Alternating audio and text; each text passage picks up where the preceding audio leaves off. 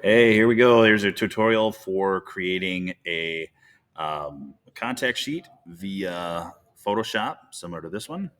So all you have to do is come up here to File. You don't even have to open up a page at all. Come up here to File, scroll down to Automate, come into Contact Sheet. So this is a window is going to pop up. You have image source is right here.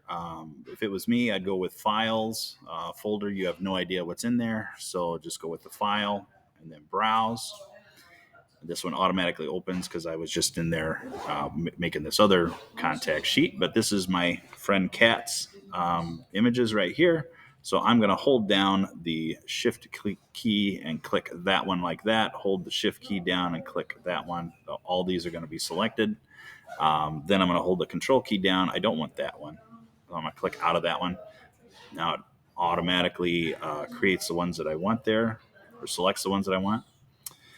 Under your document, you can create a size. 8 by 10 is fine. Resolution 150 is fine. If your flatten all layers is clicked, I would unclick that. That way you can pull your images out. Here's your columns and rows. 5 columns by 6 rows is fine. Then just click OK. And there you go. And then you sit back and wait. Do you have a laptop charger? I do.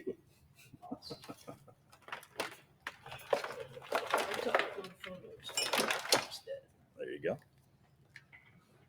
Okay, and that's it. And there's your contact sheet 101. So fantastic. And what's nice is if you unclick the flatten, then you can grab this picture and I could put it into a whole nother file folder. Okay, so good luck. Very easy. And then just take this, save it as a PNG file or JPEG or whatever you want to do. And then that's also dump that right into your Google Classroom. All right.